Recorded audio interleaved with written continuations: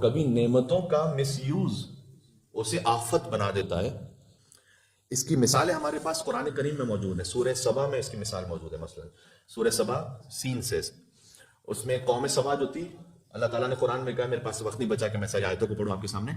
اللہ تعالیٰ نے قرآن میں کہا ہے کہ ہم نے انہیں اتنی نعمتیں عطا کی تھیں کہ اس زمانے میں، یہ رسول اللہ سے قبل کی بات ہو رہی ہے، اس زمانے میں انہوں نے ڈیمز بنائے تھے جہاں پر وہ بارشوں کے پانی کو اسٹور کرتے تھے، اور وہاں اتنی زراعت اور اتنا سرسبز تھا وہ کہ ان کے سٹیز آپس میں ملے ہوئے تھے. یعنی ہم یہاں سے جاتے ہیں، آپ میلبرن سے باہر نکلیے تو ایک فاصلہ آئے گا تو پھر دوسرا کوئی شہر شروع ہوگا، لیکن ان کے 13 شہر تھے جو ایک دوسرے کے ساتھ ایسے ملے ہوئے تھے.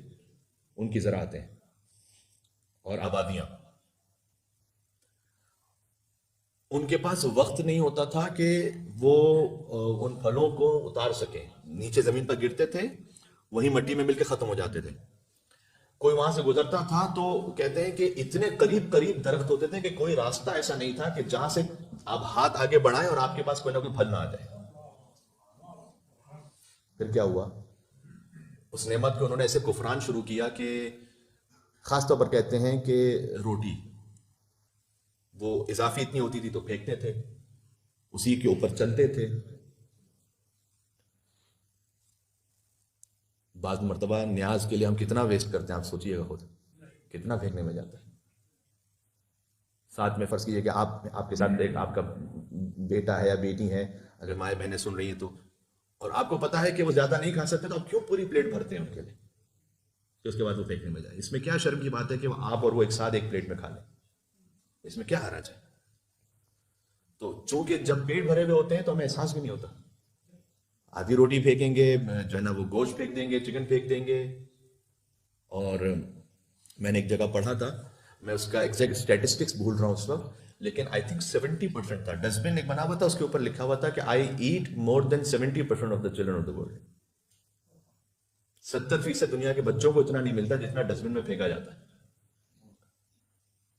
دین قوم سبا سے اللہ تعالیٰ نے وہ عذاب نازل کیا کہ 100 صحرائی چوہے اللہ نے خلق کیے، جن کا کام یہ تھا کہ وہ جو ڈیم انہوں نے بنایا تھا اس میں سے کھا لیں، وہ سوراخ کر دیں.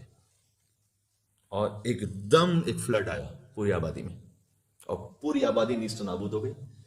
دین روایتوں میں ملتا ہے کہ گھنٹوں لائن میں کھڑے ہوتے تھے ان روٹیوں کو لینے کے لیے کہ جو خود پھینکی ہوئی تھی،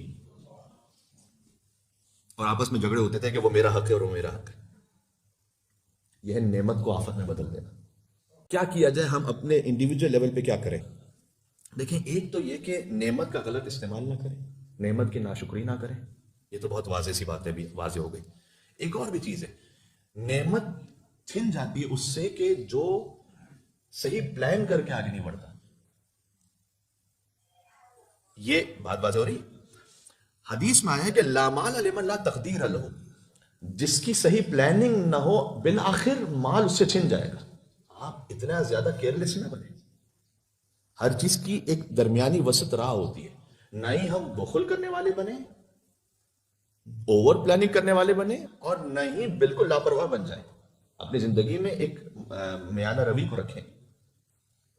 یہ میانہ روی چھوٹ جاتی ہے ویسٹرن ورلڈ میں رہتے ہوئے، اس لیے کہ پتہ ہے کہ اس کو کوئی فکر نہیں ہے، ادھر ادھر سے بس جہاں سے ہے وہ مل جائے، ہو جائے گا، کچھ نہ کچھ ہو جائے گا، ورنہ تو کریڈٹ کارڈ زندہ باد، کچھ نہیں بھی ہے تو کریڈٹ کارڈ سے چلتا رہے گا. میں نے سڈنی میں تھا تو میں نے ایک صاحب سے کہا کہ میں نے آج تک زندگی میں کریڈٹ کارڈ یوز نہیں کیا. تو انہوں نے کہا کہ مولانا صاحب میں آپ کا فقط اس بات پر ہاتھ کا بوسہ لینا چاہتا ہوں کہ زندگی میں آپ نے کبھی کریڈٹ کارڈ یوز نہیں. میں نے کہا کبھی کریڈٹ کارڈ یوز نہیں کیا، زندگی میں کبھی نہیں کیا، الحمدللہ ضرورت نہیں پڑی. اور تو جب یہ سب کچھ ہوتا ہے نا تو پھر وہ صحیح پلان انسان نہیں کرتا کہ میں چادر دیکھ کر پاؤں پھیلا. ایک بات یہ. دوسرا، لا جدید لمن لا خلق لہ. مجھے تعجب ہوا، پہلے میں سمجھتا تھا کہ حدیث کسی اخلاقی کتاب میں ہوگی، لیکن پھر جب میں نے اس کو سرچ کیا تو مجھے کتاب الکافی میں حدیث ملی گئی. اس کا مطلب یہ ہے، اس کو سمجھانے کا وقت نہیں ہے ڈیٹیل میں، لیکن اس کا مطلب یہ کہ جو پرانا استعمال نہ کرے اس کے پاس نیا نہیں آئے گا. اس کا لفظی ترجمہ یہ، یعنی ہر چیز کو پھینکنا تھے اٹھا کے، بس جو بھی اٹھا کے پھینک دیا، 2 دفعہ پہنا اٹھا کے پھینک دیا، کیا ویسٹ کر دیا. یہ حدیث میں جو پرانا استعمال کرنے کا عادی نہ ہو اس کے پاس نیا پھر کبھی نہیں آتا، نیا رہتا نہیں اس کے پاس.